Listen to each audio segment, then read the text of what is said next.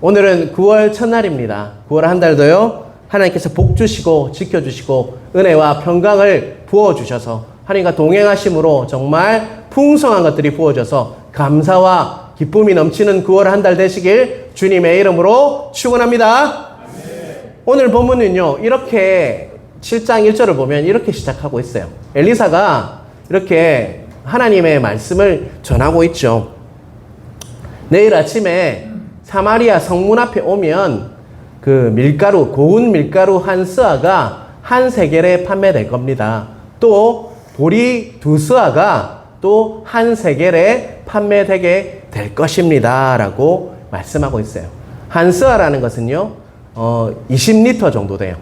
20리터라는 것은 콜라 1.5리터 있죠? 그거 한 13병 정도 됩니다. 그 작은 양이 아니잖아요. 그런데 한 세겔에 판매할 거다. 이 말은요, 아주 우리 지금 말로 하면 정말 특가 세일을 할 거다. 정말 저렴한 가격에 너희들이 지금 너무나도 배고프고 힘든데 그것을 메꾸어 줄 수 있는 그런 밀가루와 그리고 보리를 너희에게 줄 거다. 너희들을 그것을 먹고 이제는 살게 될 거다라고 이렇게 엘리사가 이야기하고 있다는 것입니다. 이런 엘리사의 말씀이 선포된 배경은요, 무엇이냐면, 자, 열왕기하 6장 24절 25절에 보면요, 사마리아 성을 누가 에워쌌냐면 아람 군대가 와서 모든 베나닷이라는 그 왕이 있어요. 베나닷의 왕이 와서 그 아람 군대를, 자신이 가지고 있는 모든 군대를 가지고 어디를 에워쌌단 말씀입니까? 사마리아 성을 에워쌌다는 말이에요. 성을 에워싸니까 어떻게 되겠습니까? 물품이 들어와야 되잖아요. 그래야지 먹을 수 있잖아요. 그런데 그것이 다 끊겨버리니까 그 안에서는 어떤 일이 일어났을까요? 기근이 생기게 되었습니다. 심지어 28장 B하고 28장 뒷부분하고 29절을 보면요, 한번 제가 읽겠습니다. 뒷부분인데요. 내 아들을 내놓아라. 우리가 오늘 먹고 내일은 내 아들을 먹자 하매 우리가 드디어 내 아들을 삶아 먹었더니 이틀날에 내가 그 여인에게 이르되 내 아들을 내놓으라. 우리가 먹으리라 하나 그가 그의 아들들을 숨겼나이다. 지금 다툼이 일어났죠. 네 아들 내놔라. 이렇게 이야기하고 있는 거예요.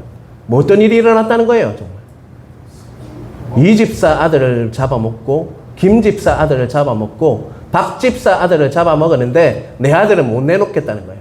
지금 뭐 어떤 일이 일어나고 있습니까? 사마리아 성 안에요. 정말 사람을 잡아먹는 일이 굶주림 앞에서 정말 모성애도 없고 인간성도 없이 다 잡아먹는 정말 끔찍한 사실을 성경은 극사실적으로 우리에게 보여주고 있다는 것입니다. 먹고 먹히는 이 쌀벌한 때에 굶주림으로 정말 목이 말라있고 절망에 도달한 이 상황 속에 누가 얘기했다는 거예요? 엘리사가 내일이면 뭐가 풀린다는 거예요? 밀가루 한 스아 그리고 보리쌀 2스아가 한 세겔에 살 수 있다. 그 이야기를 했다는 것입니다. 여러분, 백성들에게 엘리사가 나와서 그 말을 했다면 그 이야기는 어떤 이야기일까요, 여러분? 가장 복된 소식이고 문자 그대로 기쁜 소식, 복음이지 않겠습니까? 굶주림과 목마름으로 정말 사경을 헤매고 있는 그 백성들에게 그 이야기는요, 진정한 기쁜 소식, 복음의 소식, 정말 아름다운 소식이었다는 것입니다. 자, 그런데요, 2절을 한번 같이 읽어볼까요? 자, 같이 읽겠습니다. 그때에 왕이 그의 손에 의지하는 자, 곧 한 장관이 하나님의 사람에게 대답하여 이르되 여호와께서 하늘에 창을 내신들 어찌 이런 일이 있으리요 하더라. 엘리사가 이르되 내가 내 눈으로 보리라. 그러나 그것을 먹지는 못하리라 하니라. 자, 2절 앞부분에 보면요, 왕이 그의 손에 의지하는 한 장관이 등장하고 있다는 것을 우리는 알 수가 있죠. 이스라엘 왕이 그의 손에 의지할 만큼 이스라엘의 형편을 어떻게 하는 자일까요? 잘 알고 있는 자. 정말 그 성 안에 정말 식량이 얼마만큼 있고 얼마나 밑바닥을 치고 있는지를 너무나도 잘 아는 그 한 장관이 있었다는 것인데요. 근데 2절 중반에 보면 이렇게 얘기하고 있어요. 여호와께서 하늘에 창을 내신 듯 어찌 이런 일이 있으리요? 이렇게 이야기하고 있어요. 이 말은 뭡니까? 엘리사가 정말 기쁜 소식을 이야기했어요. 내일이면 식량이 풀린다잉. 그래서 너희들은 이제 먹고 살 수 있을 거다라고 말했는데 이 말이 어떻다는 거예요? 한 장관이 보기에는 어림도 없는 이야기다. 하나님이 하신들 그 일은 할 수가 없다라고 뭐 하고 있는 것입니까? 성 안의 현실을 적나라하게 정말 계산해서 잘 계산하고 이성적으로 판단해서 이야기하고 있다는 것입니다. 분명히 어떤 말씀이 선포됐다고 했습니까? 엘리사를 통해서 하나님의 말씀이 선포됐어요. 이제는 너희가 정말 살 수 있다, 구원을 얻을 수 있다라고 선포를 했지만 그 한 장관은 어떻게 계산했습니까? 이성적이고 직관적이고 자신이 느끼는 대로, 자신의 사고대로, 자신의 생각대로, 자신의 계획대로 판단했기 때문에 그 이야기를 하나님이 온들 그 일은 하지 못한다라고 판단하고 있다는 것입니다. 내 판단과 내 지식과 내 사고방식으로는요, 나를 둘러싸고 있는 이 환경 속에서는 그런 일이 절대로 일어날 수 없다라고 그 한 장관은 판단하고 있다는 것입니다. 사랑하는 성도 여러분, 2절에 한 장관의 모습을 보면서 여러분은 어떤 생각이 드십니까? 저는요, 내 모습이구나 라는 생각이 들어요. 하나님께서 말씀하셨지만 그것을 온전히 신뢰하지 못한 채 나의 이성과 나의 계획과 나의 사고로 판단하는 모습이 바로 한 장관의 모습이 바로 나의 모습이구나라는 생각이 들었습니다. 이러한 모습은요, 예수님의 제자들에게도 나타났다는 것을 여러분 기억하시길 바랍니다. 자, 요한복음 6장 5절에서 9절을 한번 제가 읽겠습니다. 띄워주시길 바랍니다. 예수께서 눈을 들어 큰 무리가 자기에게로 오는 것을 보시고 빌립에게 이르시되 우리가 어디서 떡을 사서 이 사람들을 먹이겠느냐 하시니 이렇게 말씀하심은 친히 어떻게 하실지를 아시고 빌립을 시험하고자 하심이라. 빌립이 대답하되 각 사람으로 조금씩 받게 할지라도 200데나리온의 떡이 부족하리이다. 제자 중 하나 곧 시몬 베드로의 형제 안드레가 예수께 여짜오되 여기 한 아이가 있어 보리떡 5개와 물고기 2마리를 가지고 있나이다. 그러나 그것이 이 많은 사람에게 얼마나 되겠사옵나이까. 분명히 예수님께서는 이렇게 질문하셨어요. 어디서 떡을 사서 이 사람을 먹이겠느냐라고 질문을 하셨습니다. 그런데 빌립은 뭐라고 이야기하고 있죠? 200데나리온 떡이 부족합니다. 이 말은요, 200데나리온 있어도 떡을 살 수가 없어요. 예수님 이렇게 얘기하고 있는 거예요. 그리고 안드레는 또 어떻게 대답했습니까? 보리떡 5개와 물고기 2마리를 가지고 있나이다. 그런데 뒤에 붙인 말은 뭡니까? 그러나 그것이 이 많은 사람들에게 얼마나 되겠습니까? 말은 다르지만 똑같이 이야기하고 있는 거예요. 대답은 조금 다르지만 같은 맥락으로 이렇게 이야기하고 있는 것입니다. 예수님, 이 사람들 제발 먹일 생각하지 마십시오. 절대 못 먹입니다. 이렇게 많은 사람을 어떻게 먹인단 말입니까? 라고 두 제자는 동일하게 똑같은 맥락으로 이야기하고 있다는 것입니다. 여러분은 어떻습니까? 여러분은 어떤지 말씀이 말할지라도 온전히 신뢰하며 믿습니까? 아니면 의심하고 또한 계산하고 이성적인 판단으로 내 사고방식으로 내 계산으로 모든 것을 판단하고 있지는 않으신지 오늘 본문을 통해서 여러분을 돌아보시는 여러분 되시길 간절히 바랍니다. 3, 4절을 계속해서 보겠습니다. 3, 4절에는요, 나병 환자 4명이 등장하고 있어요. 이들은 평상시에 나병 환자이기 때문에 레위기에 보면요, 나병 환자는 같이 있지 못한다고 했어요. 부정한 자라고 했기 때문에 같이 있지 못해서 사람 취급을 받지 못해서 어디서 살았냐면 성 밖에 쫓겨나서 살았습니다. 그런데 성 안이 굶주림이 기근이 넘치니까 그들도 어떻게 됐을까요? 그들은 성 밖에 있다가 밤이 되면 가서 구걸을 하든지 아니면 남겨놓은 음식을 주워 먹든지 했던 자였어요. 그런데 성 안이 어떻게 되겠습니까? 아랑군대가 덮쳐서 둘러싸서 이제 기근에 빠져 있으니까 그들 또한 어떻게 됐다는 거예요? 굶을 죽을 지경이었어요. 그래서 앞으로 어떻게 할지 이렇게 이야기를 했다는 것입니다. 평소에 밤에 이렇게 가서 했던 일을 이제 못하니까 이제 죽을 지경이니까 서로 이야기를 하게 된 것이죠. 근데 그 결론은요, 가만히 앉아서 굶을 죽을 지경에 이제 가서 아람 군대에 가면 혹시나 그들이 음식을 주지 않을까? 식량을 주지 않을까? 믿져야 본전이지 하면서 어디로, 눈 딱 감고 어디로 갔다는 것이죠? 아람 진영으로 들어갔다는 거예요. 자, 5절을 보면요. 자, 5절 제가 읽겠습니다. 아람 진으로 가려 하여 해질 무렵에 일어나 아람 진영 끝에 이르러서 본즉 그곳에 한 사람도 없었더라. 그들은 아람 군대가 있을 줄 알고 갔어요. 그런데 아람 진영에 가니까 어땠다고요? 한 사람도 없게 되었다는 것이에요. 해질 무렵에 아람 군 진영에 도착했는데 도착해보니 뜻밖의 상황이 벌어지고 있다는 것이죠. 천막이며 식량은 그대로 있는데 아람 군대는 다 떠난 지 오래 되었다는 것입니다. 자, 6절, 7절을 우리 한번 같이 읽어볼까요? 같이 읽겠습니다. 이는 주께서 아람 군대로 병거 소리와 말소리와 큰 군대의 소리를 듣게 하셨으므로 아람 사람이 서로 말하기를 이스라엘 왕이 우리를 치료하여 헷사람의 왕들과 애굽 왕들에게 값을 주고 그들을 우리에게 오게 하였다 하고 해질 무렵에 일어나서 도망하되 그 장막과 말과 나귀를 버리고 진영을 그대로 두고 목숨을 위하여 도망하였습니다. 자, 어떤 일이 일어났다는 겁니까? 하나님께서 아람 군대에게 이상한 소리를 듣게 하셨어요. 어떤 소리입니까? 엄청난 대군이 몰려오는 것 같이 말소리와 병거 소리 그리고 사람의 소리를 어떻게 했다는 거예요? 듣게 하셨다는 거예요. 일종의 한청이라고 할 수 있죠. 그 병사의 귀에 들렸습니다. 그래서 너무나 분명한 소리가 들렸기 때문에 어떤 생각을 했습니까? 해쪽 속 애국 군대가 그들과 동맹을 맺어서 그들에게 부탁을 해서 이제는 같이 침범해서 우리가 다 죽게 생겼다. 이런 생각을 하게 된 거예요. 그래서 어떻게 했다는 거예요? 진영이고 식량이고 다 놔두고 다 어떻게 됐다는 거예요? 다 도망갔다는 거예요.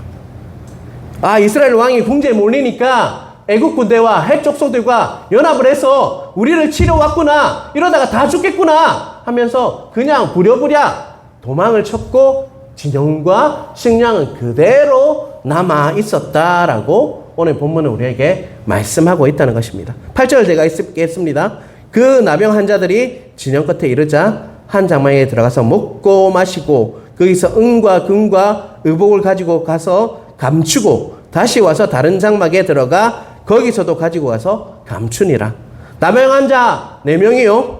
아람군 진영에 도착한 것은 바로 그 무렵이었어요. 도망가고 있을 그 무렵에 도착했는데 정말 이게 웬 떡이지 하면서 가보니까 진영은 그대로 남아있는데 식량도 그대로 있고 옷도 그대로 있고 모든 것이 다 남아있는 것을 보게 되었다는 것이. 그들이 한 거란 건 아람 진영에 들어간 것밖에 없어요. 그들이 그랬는데 무엇이 기다리고 있습니까? 먹고 마시고 즐길 수 있는, 정말 먹고 마시고 즐길 수 있는 모든 것들이 다 갖추어진 것들이 다 거기에 있었다는 것입니다. 만약 문둥병자 4명이요 앞으로 쭉 먹고 마시고 잘 살았다라고 이 성경이 끝난다면 정말로 허무한 이야기일 수밖에 없습니다. 하지만 본격적인 내용은요 바로 9절부터 시작된다는 것을 잊지 마시길 바랍니다. 자, 9절을 같이 읽겠습니다. 나병 환자들이 그 친구에게 서로 말하되 우리가 이렇게 해서는 아니 되겠도다. 오늘은 아름다운 소식이 있는 날이거늘 우리가 침묵하고 있도다. 만일 밝을 아침까지 기다리면 벌이 우리에게 미칠지니 이제 떠나 왕궁에서 알리자 하고. 문둥병자 4명은요 그냥 아람 군대 진영으로 들어갔습니다. 문둥병자 4명이 특별히 공로를 세워서 자격이 있어서 그들이 먹고 마시고 누렸던 것이 아니에요. 그런데 먹고 마시고 누리다 보니까 이런 생각이 들었어요. 우리가 이렇게 해서는 아니 되겠도다. 아름다운 소식이 있거늘 왕궁에 가서 알리자, 이 마음이 들었다는 거예요. 한참 그렇게 하다가 한 나병 환자가 정신을 차린 거죠. 그래서 가만히 있을 수 없구나. 이제 이 아름다운 소식을 알리기 위해서 급히 성으로 들어가야겠다라고 이야기했다는 것입니다. 자, 오늘 이 본문 9절까지를 우리가 보았는데요. 분명히 우리의 상황과는 다르지만요. 나병 환자들이 복된 소식을 알리기 위해서 성으로 급히 들어간 것은요. 우리에게 몇 가지 깨달음을 이렇게 준다는 것을 잊지 마시길 바랍니다. 첫 번째요. 우리끼리만 이 좋은 아름다운 소식을 즐기면서 누리면서 이렇게 있어서는 머물러 있어서는 안 된다는 것입니다. 우리도 네 병의 문둥병자처럼 어떻습니까? 우리의 공로나 우리의 자격으로 복된 소식을 접하고 구원을 받은 존재입니까? 아니면 전적인 하나님의 은혜로 우리가 누리고 먹고 마시고 누릴 수 있는 그 복음을 접하고 하나님 나라를 경험하는 삶을 살고 있는 자들입니까? 어떤 자들입니까? 우리는요. 우리의 자격과 공로로 구원받았습니까? 어떻습니까, 여러분? 하나님의 은혜임을 인정하십니까, 여러분? 우리 각자는요, 값없이 받은 이 복음을 받들고요, 정말 하나님의 전적인 은혜로 우리가 구원받은 자입니다. 따라서 우리끼리만 이 좋은 복음을요, 아름다운 소식을 즐기면서 머물러 있어서는 안 된다는 것입니다. 우리도 오늘 4명의 문둥병자가 정신을 차리고 이 아름다운 소식을 성에게 알려야 되겠다 하고 갔듯이 우리도요, 아름다운 소식을 예수님의 그 귀한 복음을요, 잃어버린 영혼들에게 전해야 할 사명이 다 있다는 것을 잊지 않으시는 여러분 되시길 바랍니다. 먼저 복음을 접한 자로서, 먼저 구원받은 자로서 정말 미안한 마음, 불쌍한 마음을 가지고 정말 잃어버린 영혼들을 향해서 복음을 전하는 여러분 되시길 주님의 이름으로 축원합니다. 우리가 해야 할 일이라는 것을 잊지 마시길 바랍니다. 둘째, 나병 환자들은요, 그 아름다운 소식을 전하지 않으면 어떻게 한다고 이야기하고 있죠? 9절 끝에 보면 만일 밝은 아침까지 기다리면 벌이 우리에게 미칠지니 이렇게 이야기하고 있어요. 나병 환자들은 이 아름다운 소식을 전하지 않으면 후에 뭐 할 것을 이렇게 생각하고 있습니까? 벌을 받게 될 거다라고 이야기를 하고 있죠. 물론 맞는 이야기도 하지만 신학적으로 좀 문제가 있는 이야기도 합니다. 하지만 영적으로 봤을 때 우리에게도 이런 책임이 있다는 거예요. 우리의 이런 사명이 있다는 것을 잊지 마시길 바랍니다. 여러분, 우리도 전하지 않으면요, 안 되는 자들입니다. 마태복음 28장 18절 20절은요, 이렇게 말씀하고 있습니다. 예수께서 나와 말씀하여 이르시되 하늘과 땅의 모든 권세를 내게 주셨으니 그러므로 너희는 가서 모든 민족을 제자로 삼아 아버지와 아들과 성령의 이름으로 세례를 베풀고 내가 너희에게 분부한 모든 것을 가르쳐 지키게 하라. 볼지어다 내가 세상 끝날까지 너희와 항상 함께 있으리라 하시니라. 분명히 우리에게 복음을 전하라고 주님께서는 돌아가시고 나서 승천하시기 직전에 우리에게 말씀하셨다는 것입니다. 우리에게는 그 복음을 전할 의무가 있는 자들로 우리 각자를 불러주셨다는 것을 믿으십니까, 여러분? 그것을 믿고 있습니까? 진정으로 믿고 계십니까? 머리로만 알고 계십니까? 마음으로 깨닫고 계십니까, 여러분? 다시 한번 우리의 사명이라는 것을 잊지 않으시는 여러분 되시길 간절히 바랍니다. 셋째, 나만에게 치료받을 수 있는 그 소식을 알려준 사람이 누구였어요? 성경의 열왕기에 보면 나만 장군에게 그 치료받을 수 있는 문둥병이 있는 그 나만 장군에게 소식을 전하도록 알려줬던 사람이 누구였어요, 여러분? 그렇죠. 포로 잡혀갔던 그 계집종이었어요. 아랑군이 물러갔다는 구원의 소식을 성 안에 알렸던 자들은 누굽니까? 4명의 문둥병자였어요. 그들은 정말 약하고 천대받는 사람들의 정말 대표적인 인물이라고 할 수 있어요. 정말 아랑군이 물러갔다, 이제는 살 수 있다라고 그 기쁜 소식, 복음을 전했던 자들이 누구였습니까? 천대받는 그 4명의 정말 문둥병자였다는 것입니다. 예수님 당시에도 똑같았어요. 당시 내놓아온 바리새인 그리고 서기관들, 제자들이 있었어요. 제사장들이 있었습니다. 그럼에도 불구하고 누구를 불렀죠, 여러분? 약하고 천대받는 정말 남들이 보기에는 너무나도 보잘것없는 제자들을 불러서 그들에게 예수님께서는 무엇을 가르쳤죠? 말씀을 가르치고 함께 사심으로 정말 그들에게 복음을 전함으로 그들이 온 세계를 다니면서 복음을 전해서 우리나라도 복음의 영향권 안에 있고 정말 예수님을 믿는 나라가 되었지 않습니까? 결국 복음을 전하는 자들은 누굽니까, 여러분? 학식이 뛰어나고 정말 뭔가가 있는 자이고 그런 자가 아니고 약하고 천대받는 백성을 하나님께서 사용하셔서 복음을 전한다는 것입니다. 우리와 똑같은 자들이 복음을 전했고 그 복음을 통해서 많은 자들이 구원받고 예수님을 믿는 역사가 일어나게 되었다는 것을 잊지 않으시는 여러분 되시길 간절히 바랍니다. 하나님께서는 세상에 미련한 것들을 택하사 지혜 있는 자들을 부끄럽게 하려고 하셨다라고 분명히 말씀하고 있습니다. 세상에 천한 것들을 택하사 정말 지혜 있는 자들을 부끄럽게 하시려고 우리에게 복음을 주셨고 우리는 복음을 전할 의무가 있는 그런 사명이 있는 자로 우리를 불러주셨다는 것을 잊지 않으시는 여러분 되시길 바랍니다.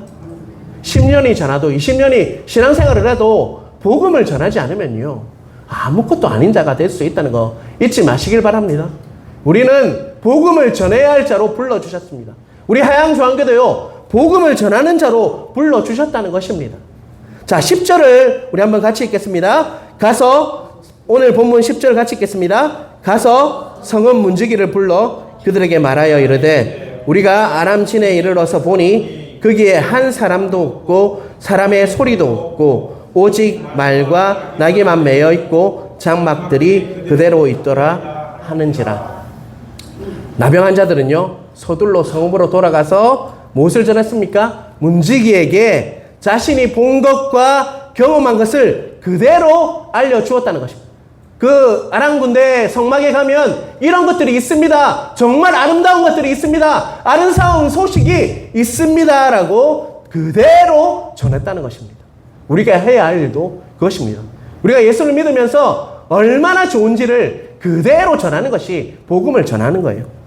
그들은 그 4명의 문둥병자들은 몸은 정말 병들어 있었지만 마음은 병들지 않았다는 것이죠. 비록 병든 몸이었지만 생명을 살리는 일에 하나님께서 그들을 천박하고 정말 나약한 그 자들을 사용하셔서 아름다운 소식을 전하는 자로 그들을 사용하셨다는 것입니다. 생명을 살리는 일에 필요한 것은요 무엇보다 영혼을 천하보다 정말 귀하게 여기는 아버지 마음, 긍휼한 마음이 필요하다는 것을 여러분 느끼시길 바랍니다. 여러분, 우리가 영혼을 사랑하고 영혼을 구하고 싶은 그 복음을 전하기 위해서는 아버지 마음이 부어져야 한다는 것을 잊지 않으시는 여러분 되시길 간절히 바랍니다. 우리 동영상을 한번 보시도록 하겠습니다.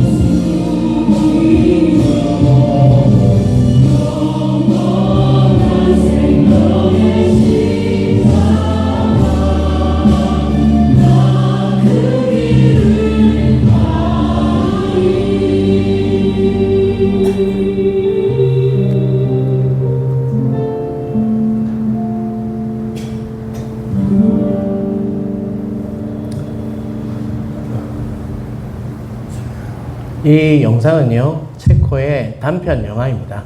모스트라는 단편 영화인데요. 모스트는 뭐 이렇게 영어로 보면 가장 최고라는 뜻이지만 체코 말로는 다리라는 뜻입니다. 예수 그리스도께서는 하나님과 우리 사이에 다리가 되셔서 정말 우리를 오늘 영상을 보면서 저는 가장 가슴이 메어졌던 것은 아버지가 정말 그 아들을 대신 이렇게 주심으로 그 기차 사람들을 다 살렸지만 그 우시는 모습이 보이잖아요. 정말 그때 아버지의 마음이 이랬을 것 같다라는 것이 느껴져서 여러분, 저는 참 이 영상을 보면서 몇 번 봤지만 또 울게 되는 영상이 이 영상이라고 할 수 있습니다. 제가 설교에 영상을 잘 쓰지 않는데요, 기도하는데 이 영상을 보여줘야 되겠다는 마음이 들었고요. 10분 길지만 정말 귀한 시간을 여러분에게 드리면서 이 영상을 보여드립니다. 여러분, 아버지의 마음을 가지시고 한 영혼을 자신의 아들까지 버리시고 우리를 택하신 그 하나님의 아버지의 마음으로 우리 전도하기를 원합니다. 정말 한 영혼이 얼마나 귀했으면 자신의 정말 사랑하는 독생자 아들을 주시면까지 우리를 살리겠습니까? 여러분, 그 마음으로 오늘 찬양하고 나서요, 오늘 나눠드린 그 주보에 보면 나눠드린 작성서가 있어요.